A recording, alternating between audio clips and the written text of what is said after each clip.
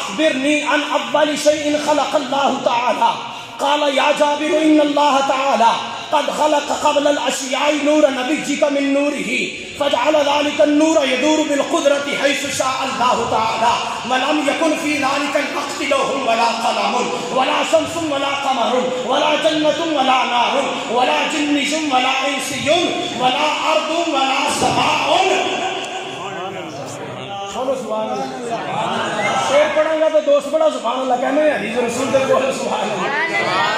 فلما اراد اللہ تعالی ان يخلق الخلق قسم ذلك النور اربعة اجزاء فخلق من الجزء الاول اللوح ومن الثاني القلم ومن الثالث العرش ثم قسم الجزء الرابع اربعة اجزاء فخلق من الجزء الاول حملة العرش ومن الثاني الكرسي ومن الثالث باقي الملائكة ثم قسم الجزء الرابع أربعة أجزاء فخلق من الجزء الأول الأرض ومن الثاني السماوات ومن الثالث الجنة والنار ثم قسم الجزء الرابع أربعة أجزاء.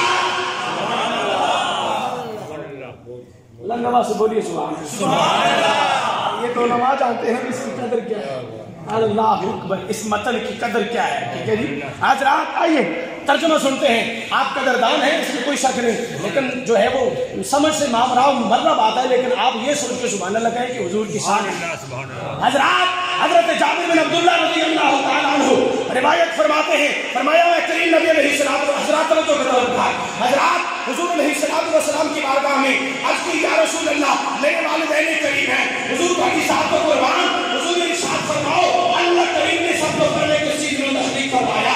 حضور نے فرمایا جابر ان اللہ تعالی قد خلق قبل الاشیاء نور نبیک من نوره. جابر سب کو پہلے اللہ کریم نے تیرے نبی محمد کے نور کو پیدا فرمایا.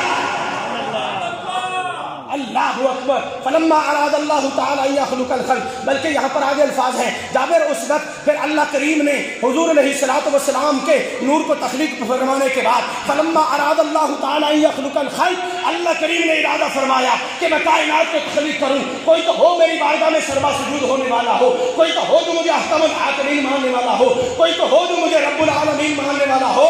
جابر پھر اللہ کریم نے وہ جو محمد علیہ السلام کا نور پیدا فرمایا تھا نا, اس نور کے اللہ کریم نے 4 حصے فرمائے.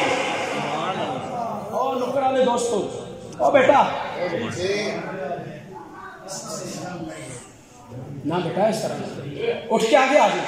یہ جو پلر کے ساتھ نوجوان بیٹھے اگر انہیں کوئی بیمار ہے تو بیٹھا